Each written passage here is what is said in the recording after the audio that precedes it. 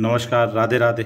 मैं सच्चिदानंद सिंह कुशवाहा परम पिता परमेश्वर भगवान श्री हरि विष्णु को प्रसन्न करने एवं उनकी आराधना करने के लिए श्री सत्यनारायण भगवान का व्रत रखा जाता है एवं श्री सत्यनारायण व्रत की कथा का पठन एवं श्रवण करना बहुत ही शुभ एवं लाभकारी होता है।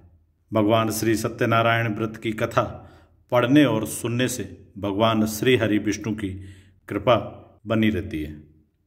आइए हम सभी मिलकर श्री सत्यनारायण भगवान की व्रत की कथा की पूजा विधि, पूजन सामग्री एवं व्रत की संपूर्ण कथा का श्रवण करें।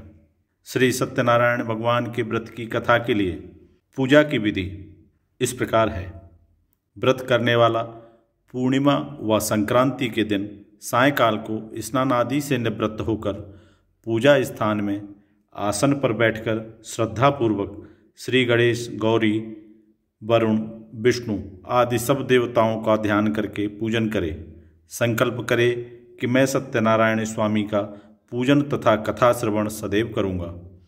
पुष्प हाथ में लेकर नारायण का ध्यान करे।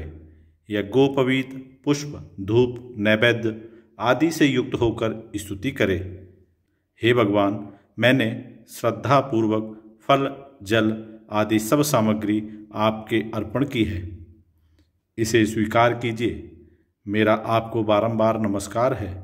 इसके बाद सत्यनारायण जी की कथा पढ़ें अथवा उसका श्रवण करें।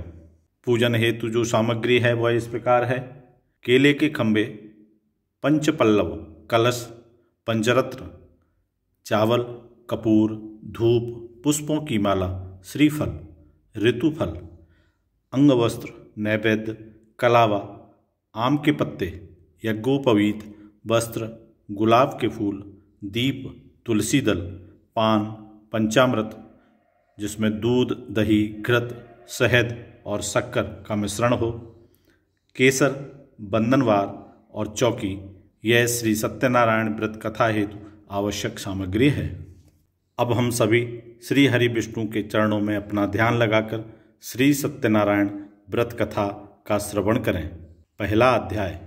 एक समय नैमिषारण्य तीर्थ में शौनकादि 88,000 ऋषियों ने श्री सूत जी से पूछा, हे प्रभु, इस कलयुग में वेद विद्या रहित मनुष्यों को प्रभु भक्ति किस प्रकार मिलेगी तथा उनका उद्धार कैसे होगा?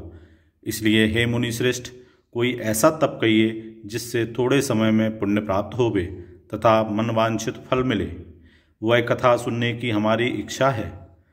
सर्वशास्त्र ज्ञाता श्री सूत जी बोले, हे वैष्णवों में पूज्य, आप सबने प्राणियों के हित की बात पूछी है। अब मैं उस श्रेष्ठ व्रत को आप लोगों से कहूँगा जिस व्रत को नारद जी ने लक्ष्मी नारायण से पूछा था और लक्ष्मीपति ने मुनि श्रेष्ठ नारद से कहा था, सो ध्यान से सुनो। एक समय योगी राज नारद जी दूसरों के हित की इच्छा से अनेक लोकों में घूमते हुए मृत्यु लोक में आ पहुँचे।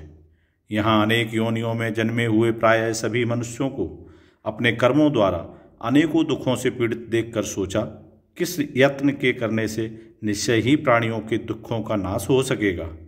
ऐसा मन में सोचकर विष्णु लोक को गए। वहाँ श्वेत वर्ण और 4 भुजाओं वाले देवों के ईश नारायण को देखकर, जिनके हाथों में शंख, चक्र, गदा और पद्म थे तथा बरमाला पहने हुए थे, स्तुति करने लगे। हे भगवान, आप अत्यंत शक्ति से संपन्न हैं। मन तथा वाणी भी आपको नहीं पा सकती। आपका आदि मध्य अंत नहीं है। निर्गुण स्वरूप सृष्टि के आदिभूत व भक्तों के दुखों को नष्ट करने वाले हो। आपको मेरा नमस्कार है। नारद जी से इस प्रकार की स्तुति सुनकर विष्णु भगवान बोले, हे मुनि श्रेष्ठ, आपके मन में क्या है? आपका किस काम के लिए आगमन हुआ है? निसंकोच कहो।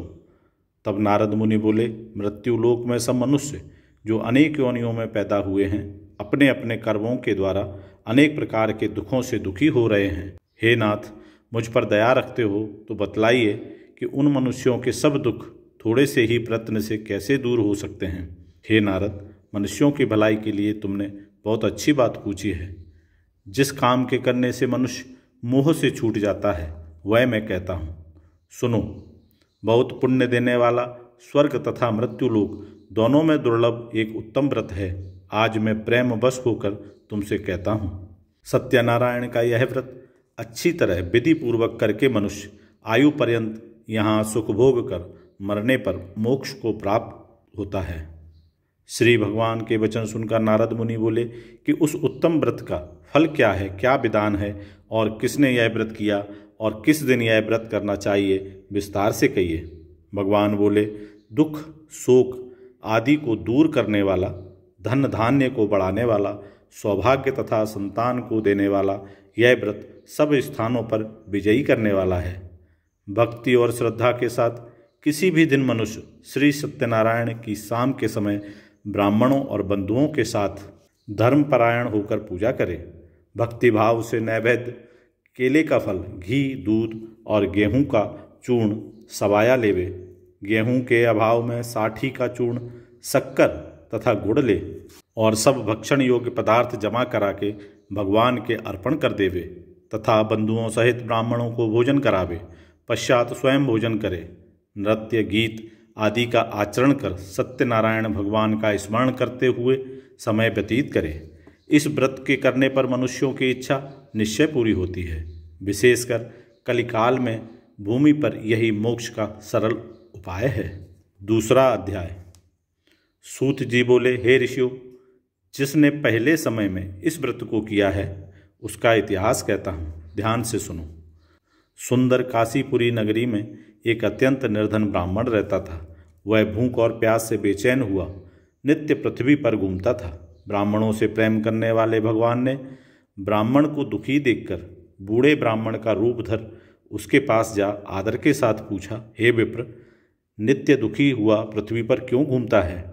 हे श्रेष्ठ ब्राह्मण, यह सब मुझसे कहो, मैं सुनना चाहता हूँ। ब्राह्मण बोला, मैं निर्धन ब्राह्मण हूँ, भिक्षा के लिए पृथ्वी पर फिरता हूँ। हे भगवान, यदि आप इसका उपाय जानते हो तो कृपा कर कहो।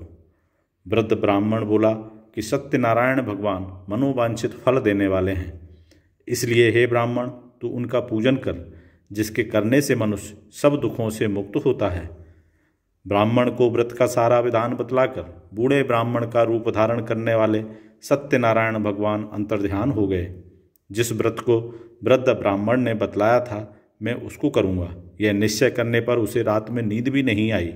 वह सवेरे उठ सत्यनारायण के व्रत का निश्चय कर भिक्षा के लिए चला।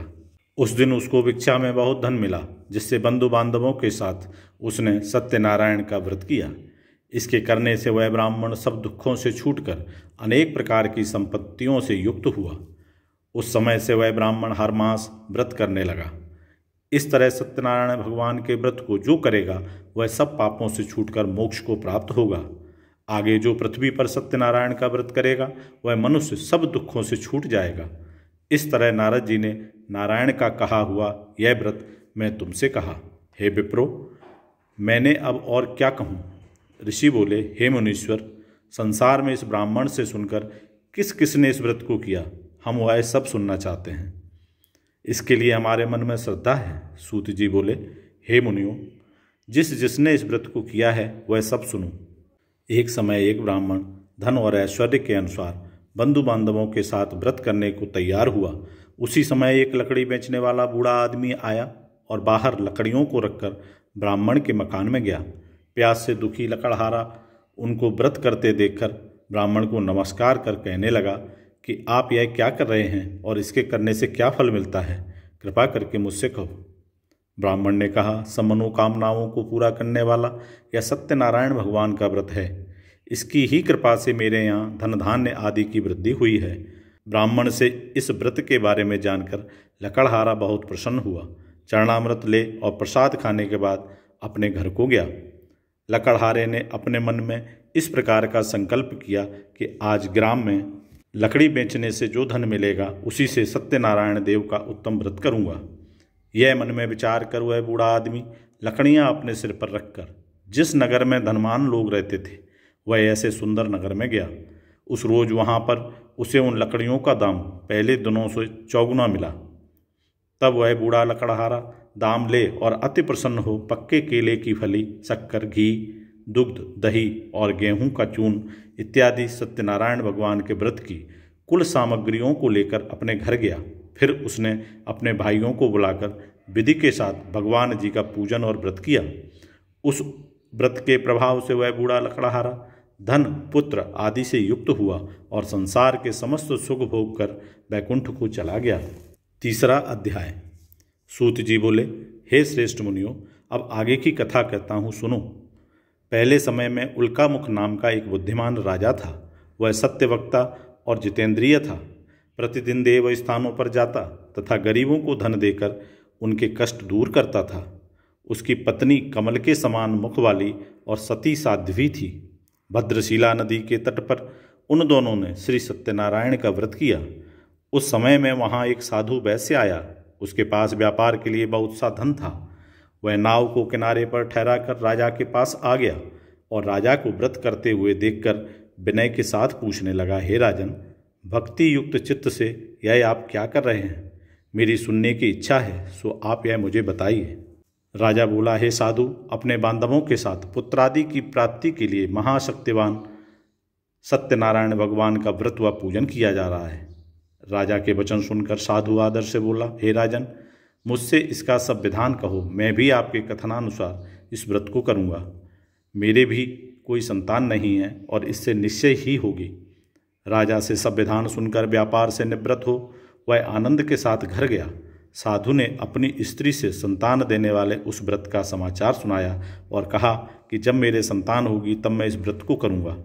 साधु ने ऐसे वचन अपनी स्त्री लीलावती से कहे। एक दिन उसकी स्त्री लीलावती पति के साथ आनंदित हो सांसारिक धर्म में प्रवृत्त होकर सत्यनारायण भगवान की कृपा से गर्भवती हो गई तथा 10वें महीने में उसने एक सुंदर कन्या को जन्म दिया। दिनों दिन वह इस तरह बढ़ने लगी जैसे शुक्ल पक्ष का चंद्रमा बढ़ता है। कन्या का नाम कलावती रखा गया। तब लीलावती ने मीठे शब्दों में अपने पति से कहा कि जो आपने संकल्प किया था कि भगवान का व्रत करूँगा, अब आप उसे करिए। साधु बोला, हे प्रिय, इसके विवाह पर करूँगा। इस प्रकार अपनी पत्नी को आश्वासन दे हुए नगर को गया। कलावती पितृगृह में वृद्धि को प्राप्त हो गई। साधु ने जब नगर में सखियों के साथ अपनी पुत्री को देखा तो तुरंत दूत बुलाकर कहा कि पुत्री के वास्ते कोई सुयोग्य वर देख कर लाओ। साधु की आज्ञा पाकर दूत कंचन नगर पहुंचा और वहां पर बड़ी खोज और देखभाल कर लड़की के लिए सुयोग्य बाणिक पुत्र को ले आया। उस सुयोग्य लड़के को देखकर साधु ने अपने बंद बांधवों सहित प्रसन्नचित्त अपनी पुत्री का विवाह उसके साथ कर दिया, किंतु दुर्भाग्य से विवाह के समय भी उस व्रत को करना भूल गया। तब श्री भगवान क्रोधित हो गए और श्राप दिया कि तुम्हें दारुण दुख प्राप्त होगा। अपने कार्य में कुशल साधु बनिया जमाता सहित समुद्र स्थित रत्नपुर नगर में गया और वहां दोनों ससुर जमाई चंद्रकेतु राजा के उस नगर में व्यापार करने लगे। एक रोज भगवान सत्यनारायण की माया से प्रेरित कोई चोर राजा का धन चुराकर भागा जा रहा था, किंतु राजा के दूतों को आता देखकर चोर ने घबराकर भागते हुए राजा के धन को वहीं चुपचाप रख दिया जहां वो ससुर जमाई ठहरे हुए थे।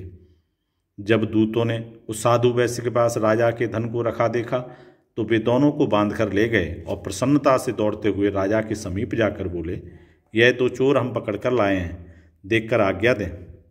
तब राजा की आज्ञा से उनको कठोर कारावास में डाल दिया और उनका सब धन छीन लिया। सत्यनारायण भगवान के श्राप द्वारा उनकी पत्नी भी घर पर बहुत दुखी हुई और घर पर जो धन रखा था चोर चुरा कर ले गए। शारीरिक व मानसिक पीड़ा तथा भूख प्यास से अति दुखित हो अन्न की चिंता में कलावती एक ब्राह्मण के घर गई। वहां उसने सत्यनारायण भगवान का व्रत होते देखा। फिर कथा सुनी तथा प्रसाद ग्रहण कर रात को घर आई। माता ने कलावती से कहा, हे पुत्री, अब तक कहाँ रही व तेरे मन में क्या है? कलावती बोली, हे माता, मैंने एक ब्राह्मण के घर श्री सत्यनारायण भगवान का व्रत देखा है।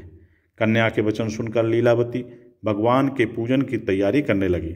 लीलावती ने परिवार और बंधुओं सहित श्री सत्यनारायण भगवान का पूजन किया और वर मांगा कि मेरे पति और दामाद शीघ्र आ जावें। साथ ही प्रार्थना की कि हम सबका अपराध क्षमा करो।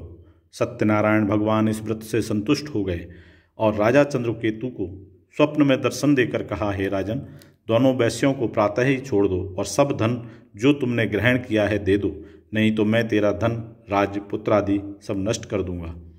राजा से ऐसे वचन कहकर भगवान अंतर्ध्यान हो गए। प्रातःकाल राजा चंद्रकेतु ने सभा में अपना स्वप्न सुनाया। फिर दोनों बाड़िक पुत्रों को कैद से मुक्त कर सभा में बुलाया। दोनों ने आते ही राजा को नमस्कार किया। राजा मीठे वचनों से बोला, हे महानुभावों, भाभी बस ऐसा कठिन दुख प्राप्त हुआ है, अब तुम्हें कोई भय नहीं है। ऐसा कहकर राजा ने उनको नए नए वस्त्र आभूषण पहनाए तथा उनका जितना धन लिया था उससे दूना धन देकर आदर सहित विदा किया। दोनों वैश्य अपने घर को चल दिए। चौथा अध्याय। सूत जी बोले, वैश्य ने मंगलाचार करके यात्रा आरंभ की और अपने नगर को चला। उनके थोड़ी दूर निकलने पर दंडी वेशधारी सत्यनारायण भगवान ने उनसे पूछा, हे साधु, तेरी नाव में क्या है? अभिमानी बाणिक हंसता हुआ बोला, हे दंडी, आप क्यों पूछते हो? क्या धन लेने की इच्छा है? मेरी नाव में तो बेल और पत्ते भरे हैं। वैश्य का कठोर वचन सुनकर भगवान ने कहा, तुम्हारा वचन सत्य हो। दंडी ऐसा कहकर वहां से दूर चले गए और कुछ दूर जाकर समुद्र के किनारे बैठ गए। दंडी के जाने पर वैश्य ने नित्य क्रिया करने के बाद नाव को ऊंची उठी देखकर अचंभा किया और नाव में बेल पत्ते आदि देखकर मूर्छित हो जमीन पर गिर पड़ा। फिर मूर्छा खुलने पर अत्यंत शोक प्रकट करने लगा। तब उसका दामाद बोला कि आप शोक न करें, यही दंडी का श्राप है, अतः उनकी शरण में चलना चाहिए, तभी हमारी मनोकामना पूरी होगी। दामाद के वचन सुन वह दंडी के पास पहुंचा और अत्यंत भक्तिभाव से नमस्कार करके बोला, मैंने जो आपसे असत्य वचन कहे थे उनको क्षमा करो। ऐसा कहकर महान शोकातुर हो रोने लगा। तब दंडी भगवान बोले, हे बाणिक पुत्र, मेरी आज्ञा से बार बार तुम्हें दुख प्राप्त हुआ है, तू मेरी पूजा से विमुख हुआ। साधु बोला, हे भगवान, आपकी माया से मोहित ब्रह्मा आदि भी आपके रूप को नहीं जानते, तब मैं अज्ञानी कैसे जान सकता हूँ? आप प्रसन्न होइए, मैं सामर्थ्य के अनुसार आपकी पूजा करूँगा, मेरी रक्षा करो और पहले के समान नौका में धन भर दो। उसके भक्ति युक्त वचन सुनकर भगवान प्रसन्न हो उसकी इच्छानुसार वर देकर अंतर्ध्यान हो गए। तब उन्होंने नाव पर आकर देखा कि नाव धन से परिपूर्ण है। फिर वह भगवान सत्यनारायण का पूजन कर साथियों सहित अपने नगर को चला। अब अपने नगर के निकट पहुंचा तब दूत को घर भेजा। दूत ने साधु के घर जा उसकी स्त्री को नमस्कार कर कहा कि साधु अपने दामाद सहित इस नगर के समीप आ गए हैं। ऐसा वचन सुन साधु की स्त्री ने बड़े हर्ष के साथ सत्यदेव का पूजन कर पुत्री से कहा, मैं अपने पति के दर्शन को जाती हूँ, तू कार्य पूर्ण कर शीघ्र आ जाना। माता के ऐसे वचन सुनकर कलावती प्रसाद छोड़कर पति के पास गई। प्रसाद की अवज्ञा के कारण सत्यदेव ने रुष्ट हो उसके पति को नाव सहित पानी में डुबो दिया। कलावती अपने पति को न देखकर रोती हुई जमीन पर गिर गई। इस तरह नौका को डूबा हुआ तथा कन्या को रोता देख साधु दुखित हो बोला, हे प्रभु, मुझसे या मेरे परिवार से जो भूल हुई है उसे क्षमा करो। उसके दीन वचन सुनकर सत्यदेव प्रसन्न हो गए और आकाशवाणी हुई, हे साधु, तेरी कन्या मेरे प्रसाद को छोड़कर आई है, इसलिए इसका पति अदृश्य हुआ है। यदि वह घर जाकर प्रसाद खाकर लौटे तो इसे पति अवश्य मिलेगा। ऐसी आकाशवाणी सुनकर कलावती ने घर पहुंचकर प्रसाद खाया, फिर आकर पति के दर्शन किए। तत्पश्चात साधु ने बंधु बांधवों सहित सत्यनारायण भगवान का विधि पूर्वक पूजन किया। उस दिन से वह पूर्णिमा को सत्यनारायण भगवान का पूजन करने लगा। फिर इस लोक का सुख भोग कर अंत में स्वर्ग लोक को गया। 5वां अध्याय। सूत जी बोले, हे ऋषियों, मैं और भी कथा कहता हूँ, सुनो। प्रजापालन में लीन तुंगध्वज नाम का राजा था। उसने भी भगवान का प्रसाद त्याग कर बहुत दुख पाया। एक समय वन में जाकर वन्य पशुओं को मारकर बड़ के पेड़ के नीचे आया। वहाँ उसने ग्वालों को भक्ति भाव से बांधवों सहित सत्यनारायण जी का पूजन करते देखा। राजा देखकर भी अभिमानवश वहाँ नहीं गया और न ही नमस्कार ही किया। जब ग्वालों ने भगवान का प्रसाद उसके सामने रखा तो वह प्रसाद को त्याग कर अपनी सुंदर नगरी को चला। वहीं उसने अपना सब कुछ नष्ट पाया तो वह जान गया कि यह सब भगवान ने किया है। तब वह विश्वास कर ग्वालों के समीप गया और विधि पूर्वक पूजन कर प्रसाद खाया तो सत्यनारायण भगवान की कृपा से पहले जैसा था वैसा ही हो गया। फिर दीर्घ काल तक सुख भोग कर मरने पर स्वर्गलोक को गया। जो मनुष्य इस परम दुर्लभ व्रत को करेगा, भगवान की कृपा से उसे धन धान्य की प्राप्ति होगी। निर्धन धनी और बंदी बंधन से मुक्त होकर निर्भय हो जाता है। संतानहीनों को संतान प्राप्त होती है तथा सब मनोरथ पूर्ण होकर अंत में वैकुंठ धाम को जाता है। जिन्होंने पहले इस व्रत को किया, अब उनके दूसरे जन्म की कथा कहता हूँ। वृद्ध सतानंद ब्राह्मण ने सुदामा का जन्म लेकर मोक्ष को पाया। उल्कामुख नाम का राजा दशरथ होकर वैकुंठ को प्राप्त हुआ। साधु नाम के वैश्य ने मुरध्वज बनकर अपने पुत्र को आरे से चीरकर मोक्ष को प्राप्त किया। महाराज तुंगध्वज ने स्वयंभू होकर भगवान में भक्ति युक्त कर्म कर मोक्ष प्राप्त किया। इस प्रकार भगवान सत्यनारायण का व्रत करने और उनकी कथा सुनने और पढ़ने से समस्त पाप नष्ट हो जाते हैं और मोक्ष की प्राप्ति होती है। श्री सत्यनारायण भगवान की कथा श्रवण और पढ़ने के उपरांत भगवान श्री सत्यनारायण की आरती जरूर गाएं। हम सब पर भगवान श्री सत्यनारायण की कृपा हमेशा बनी रहे। इन्हीं शुभकामनाओं के साथ फिर मिलूंगा एक नई वीडियो में। तब तक आप सभी स्वस्थ रहें, हंसते रहें, मुस्कुराते रहें। जय श्री राधे राधे, जय श्री सत्यनारायण भगवान।